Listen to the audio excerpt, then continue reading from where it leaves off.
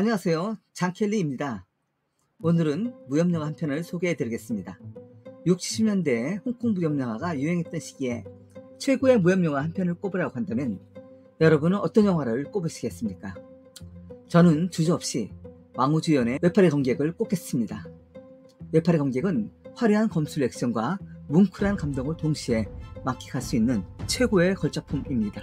한 사나이가 오른팔을 잃어버린 상황에서도 옛 스승을 구하기 위한 의리와 의협심을 잃지 않고 목숨을 걸고 악당들을 물리치는 줄거리의 영화 외파리 검객의 내용에서 우리는 무한한 카타르시스와 뭉클한 감동을 느끼게 됩니다. 외파리 검객의 원제목은 의리의 사나이 외파리이고 한자 제목은 독비도이며 이 영화 외파리 검객은 1967년 홍콩 쇼브러스사에서 제작되었고 유명한 장철이 감독한 영화입니다. 이 영화 외파리 검객은 1967년도에 개봉되자마자 엄청난 흥행 성공을 거두었고 이 영화로 인해서 고전 무협 영화의 전성시대가 열렸습니다.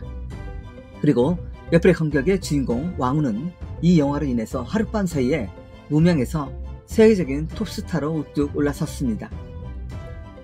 60년대 무협 영화의 대표작이라고 할 수 있는 외파리 검객은 외파리 시리즈를 처음으로 시작한 외파리물의 효시가 되는 작품으로 이 작품으로 왕우는 일약 아시아의 톱 무협 스타의 바늘에 오르고 무협 영화의 히어로로 급부상하게 됩니다. 영화 외파리 검객은 전대미문의 놀라운 흥행 성적과 함께 홍콩 영화 산업에서 향후 10년간 장철 감독의 시대를 열게 해준 작품으로 영화 외파리 검객은 쇼브러스와 장철에게 홍콩에서 첫 번째로 흥행 100만 관객의 신기록을 안겨준 기념비적인 영화일 뿐만 아니라 불후의 명작입니다.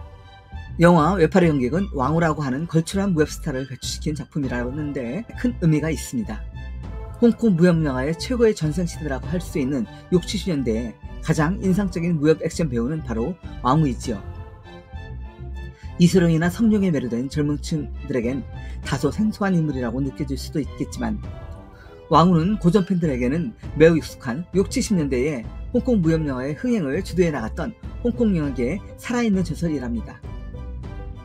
60, 70년대에는 홍콩 무협 영화가 아시아 시장을 주름잡았던 시기인데 그 당시 외파리 검객 시리즈로 100만 관객 동원이라는 금자탑을 세우면서 아시아에서 커다란 인기를 끌었던 인물이 바로 왕우인데 지금의 표현으로 말한다면 왕우는 아시아 최고의 아이돌 스타였고 홍콩 무협 영화의 기반을 탄탄히 다졌던 전설적인 액션 배우입니다. 70년대 전후반에 홍콩 액션 스타로 군림했던 이소룡이나 성룡보다 훨씬 먼저 활동했던 선배로서 이소룡과 성룡이 나중에 무술 영화로 성공을 다질 수 있는 그 기본 토대를 만들었던 무협 영화 1세대의 주인공이 바로 왕우이지요. 왕우는 1967년 제작된 의리의 사나이 외파리 영화에 출연해 중국 무협 영화의 엄청난 흥행 돌풍을 일으켰고 그 후 금연자, 용호투, 흑백도, 외파리 권왕, 외파리 드래곤, 4대 천왕, 스카이 하이 등 수많은 작품에 출연해서 홍콩 무협 영화를 한 단계 업그레이드 시키면서 홍콩 영화를 세계적인 영화의 바늘에 올려놓았던 장본인입니다. 주로 홍콩 내에서만 인기를 끌었던 홍콩 무협 영화가 왕우의 활약으로 인해서 아시아와 세계로 뻗어나갈 수 있게 된 것입니다. 왕우로 인해서 홍콩 무협 영화가 비로소 세계로 뻗어나갈 수 있게 되었으니 그런 점에서 왕우는 홍콩 무협 영화계의 부흥을 일으킨 대단한 영웅이라고 하지 않을 수 없습니다. 참 여러분, 제 유튜브 채널을 구독해 주시고 좋아요도 눌러주시길 바랍니다. 여러분의 구독 하나하나가 제가 동영상을 만드는 데 큰 힘이 됩니다. 외파리 검객의 남주인공은 왕우인데 이 작품의 여주인공은 2명으로 한 사람은 초교이고 또 다른 사람은 왕우의 사부님이 따님으로 나오는 배우인 반영자라는 홍콩 배우이지요.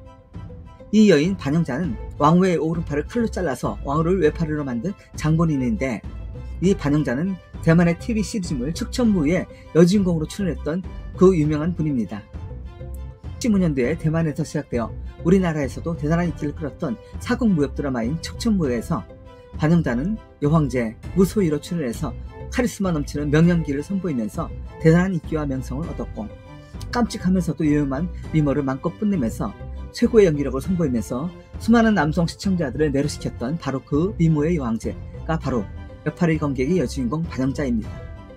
반영자는 원래 홍콩 태생이며 1963년도에 영화 양산백과 추영대로 영화계에 입문한 뒤 어민 등 몇 편의 단역을 거쳐서 장철 감독을 만나 1967년도에 왕후와 함께 외파리 관계에 출연해서 큰 활약을 펼치게 된답니다. 반영자가 외파리 관계에 출연했을 당시의 나이는 갓 21살, 그리고 그 후 반영자가 대만을 이주하여 대만의 TV 시즌을 축천무후에 출연할 당시의 나이가 40세인데도 그녀는 상당한 미모와 젊음을 간직하고 있어서 사람들은 그녀를 최고의 동안미인이라고들 불렀습니다. 그 후 반영자는 신조협력, 초선 등 수많은 대만의 무협에 출연해 활동하면서 오랫동안 대만인들로부터 최고의 인기를 끌게 됩니다. 아무튼 왕후는 영화 외파리 관계 출연으로 일약 스타덤에 오르고 수많은 무협 영화에 출연해서 홍콩 무협 영화의 부흥과 붐을 선도해 나갔던 당대의 명실상부한 무협 간판 스타였습니다. 60, 70년대 홍콩 무협 영화계에서 최고의 무협 스타로 한 시대를 풍미했던 왕후는 중장년층의 올드 팬들에게는 추억의 아름다운 향수를 불러일으키는 영원한 영웅으로 자리잡고 있습니다. 왕후는 2013년도에 한국을 방문해서 부산 국제영화제의 아시아스타 어워즈에서 남자 배우상을 수상하기도 했습니다. 우리 부산 국제영화제에서 왕후가 아시아 영화 발전에 기여한 것을 뒤늦게나마 그의 공로를 인정한 것입니다. 왕후는 현역에서 은퇴한 후에는 무협 영화의 감독으로 맹활약해왔는데 2016년도에 왕후는 뇌졸중으로 쓰러진 후 그는 점차적으로 몸이 쇠약해졌고 결국 그는 20년도 4월 5일 대만 자택에서 생을 마감하고 맙니다. 60년대 중국 무협영화의 최고의 걸작품으로 평가받는 왕후의 외파리 관객을 감상해 본다면 왕후의 독특한 카리스마와 뛰어난 연기력에 흠뻑 빠지게 될 것입니다. 이수랑도 성룡도 결코 따라할 수 없는 왕후만의 독특하면서도 카리스마 넘치는 뛰어난 연기력은 수많은 관객들에게 뭉클한 감동과 환희를 안겨줄 것입니다. 외파리 관객 내용 줄거리. 금도문의 장문 제여봉은 불의와 악을 용납하지 않는 대쪽 같은 성품의 소유자로 신도 대업이라고 칭송받아온 그 지역의 무림 패자이자 무림 고수입니다. 그에게는 자신의 노복의 아들인 방강이라는 제자가 있었고 방강은 스승인 제여봉을 구하기 위해서 싸우다가 전사한 아버지 방성이 물려준 부러진 칼을 유품으로 고이 간직하고 있습니다. 방강은 오랫동안 피눈물 나는 수련을 거듭해오면서 뛰어난 무술 실력을 쌓을 수 있었지만 그는 노예의 아들이라는 천하 신분 때문에 같은 수련생들로부터 심한 천대와 따돌림을 받아오고 있습니다. 제여봉의 사문에는 고관대작 가문 출신의 사형들이 있었는데 방강은 스승의 총애를 받는다는 이유로 그 사형들로부터 심한 질투와 멸시, 구박을 받아왔습니다. 또한 제여봉의 외동딸 제패는 방강에게 온갖 트집을 잡으면서 방강에게 찍적거리면서 방강을 괴롭히곤 합니다. 그렇지만 이렇게 방강을 괴롭히는 제패는 마음속으로는 은근히 방강을 좋아하고 있습니다. 어느 날 제여봉의 외동딸 제패가 방강의 트집을 잡으면서 찍적거렸지만 방강이 이를 냉정히 뿌리치면서 자신의 전념하는 모습을 보이자 이 둘 사이를 질투한 사형들이 방강에게 심하게 면박을 주면서 그에게 시비를 걸어옵니다. 그러자 의연하게 그들의 시비를 뿌리친 방강은 자신의 방으로 되돌아옵니다. 사형들의 심한 질투와 멸시로 인해서 더 이상 이곳에 머물 수 없다고 판단한 방강은 한밤중에 몰래 금도문을 떠나려고 하지만 이를 눈치챈 제여봉의 외동딸 제패와 사형들이 갑자기 나타나서 방강의 앞길을 가로막습니다. 이에 방강이 두 사형들을 제압하고 그곳을 빠져나가려고 하는 과정에서 방강과 그를 제지하는 제여봉의 외동딸 제패 사이에 심한 몸싸움이 벌어졌고 이 과정에서 제패가 휘두른 칼에 의해서 방강의 오른팔이 잘려나가는 대형 사고가 발생합니다. 그를 좋아해서 그가 떠나는 것을 방해하려는 제패가 휘두른 칼에 오른팔이 잘린 방강은 그만 외파리가 되고 맙니다. 오른팔이 잘려나간 방강은 엄청난 분노와 충격에 몸부림치면서 그것을 빠져나갔습니다. 잘린 팔에서 심한 출혈이 발생하자 그 충격으로 인해 시야가 흐려버린 방강은 다리 위에서 발을 헛디뎌 그만 아래쪽의 쪽배에 떨어지면서 기절하고 맙니다. 그런데 그가 떨어진 쪽배에 타고 있던 여인 소마는 쓰러진 방강을 자기 집으로 데려갔고 그를 극진히 간호하면서 치료해 줍니다. 소만의 극진한 간호 덕분에 구사일생으로 되살아난 방강은 소만과 깊은 사랑에 빠지고 두 사람은 결국 부부의 연을 맺어 함께 살게 됩니다. 그런데 팔이 하나가 없는 외파리가 된 방강은 주변 사람들로부터 심한 멸시와 천대를 받게 됩니다. 불구가 되고 방황하는 방강을 보고 가슴 아파하던 소만은 방강에게 자신의 아버지가 물려준 한 권의 무효서를 건네줍니다. 그 무효서는 독비도의 비법이 들어있는 수련서였고, 그 책을 바탕으로 무예를 수련한 방강은 자신만의 독특한 독비도법을 창시해냈고, 이제는 타의 추종을 불허할 정도의 뛰어난 무예 실력을 갖추게 됩니다. 한편 55의 생일을 앞둔 스승 제봉은 자신의 제자들을 모두 초청하고 그 제자들 중에서 한 명에게 장문직을 넘기고 은퇴하려고 합니다. 그런데 그때 방강의 스승 제봉의 목숨을 노리는 무서운 존재가 나타납니다. 10년 전에 제봉과 싸움을 벌여 패배했던 장비 신마는 오래전부터 제봉과 금도문에게 복수할 기회를 누려왔습니다. 장비 신마는 자신의 두 제자 소명이랑과 정천수와 함께 제봉의 무예를 파괴할 수 있는 무예 비법인 금도쇄도법을 만들어냈고, 그 무예 비법을 간직한 채 제봉의 생일날 제봉의 집을 습격합니다.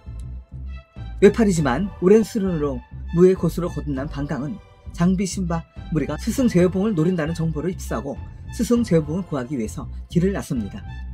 그런데 출발하는 그의 앞길을 부인 소만이 가로막습니다. 사실 방강은 소만에게 다시는 무림의 세계에 발을 들여놓지 않겠다고 이미 굴뚝같이 약속한 바가 있습니다.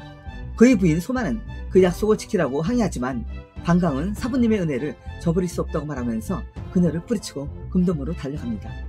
이미 금도문에서는 장비 10만 무리가 쳐들어와서 제봉의 제자들을 대부분 죽여버렸고, 스승 제봉마저 결투 도중 부상을 당해서 목숨을 잃을 위험한 처지에 놓이게 됩니다. 그럴 때 수세에 몰린 제봉 앞에 갑자기 제자 방강이 나타납니다. 방강은 장비 신마 부하들과 치열한 전투를 벌여서 그들을 모두 물리쳤고, 마지막으로 장비 신마와 목숨을 건 혈투를 벌였습니다. 장비 신마와 혈투를 벌이던 방강은 공중부양과 낙하 기법을 사용해 장비 신마의 목숨을 끌어버리면서 이 전투는 방강의 승리로 끝났고, 이로써 스승 제봉의 목숨을 구할 수 있었습니다. 스승 제봉의 수제자로서 뛰어난 무예를 갖추고 있었지만 사양들의 질투와 멸시로 인해 팔이 잘린 채 금도문에서 쫓겨났던 방강은 스승 제봉의 목숨이 위태로워진 상황에서 그 앞에 다시 나타나서 스승의 목숨을 구해주는 위대한 협격의 모습을 보여줬습니다. 스승 제봉은 자신의 허물이 커서 잘해주지 못해 너에게 늘 미안했는데 오히려 천대를 받던 내가 우리 금도문을 구해주었으니 너무나도 고맙다고 말했습니다. 그러자 방강은 스승에게 다음과 같이 말합니다. 스승님, 이 제자는 이미 불구자입니다. 일찍이 무림에서 누가 강하냐, 누가 영웅이냐를 다툴 뜻도 없었고, 이 몸의 무예도 뜻밖의 한 여인에게서 얻었습니다. 그녀는 지금 저를 온전히 기다리고 있습니다. 그동안 가르쳐주신 은혜를 오늘에야 갚았사오니 이제 저는 먼 곳으로 떠나 밭에 씨를 뿌리는 평범한 농부로 살겠습니다. 이렇게 마지막 말을 올린 방강은 제어봉과 자신을 짝사랑하는 제패를 들하고 다시 자신의 집으로 되돌아옵니다. 그리고 소망과 다시 재회한 방강은 그녀와 함께 그곳을 떠나면서 영화는 끝이 납니다. 오른팔이 잘리는 엄청난 불행을 맛보면서도 그 불행과 고통에 무너지지 않고 그것들을 모두 극복한 채 위태로운 처지에 놓인 스승의 목숨을 구해주기 위한 의례를 지키기 위해서 외팔이라는 불리한 상태로 목숨을 걸고 악당무리와 맞서 싸워서 물리치는 외팔이 검객은 우리들에게 뭉클한 감동을 안겨주었던 아주 뛰어난 고전무협 영화입니다. 이 영화를 다시 한번 감상해 보아도 예전에 느꼈던 뭉클한 감동과 전율을 또다시 느끼게 만드는 정말 감동적인 희대의 무협 걸작품이 아닐 수 없습니다. 여러분들도 이 영화 외팔이 검객을 직접 보시고 뭉클한 감동과 엄청난 전율을 함께 느껴보시길 바랍니다. 지금까지 장켈리였습니다. 제 이야기가 유익하셨다면 구독 버튼을 눌러주시길 바라며 좋아요도 눌러주셨으면 고맙겠습니다. 다음에는 더욱 재미있는 이야기로 찾아뵙겠습니다.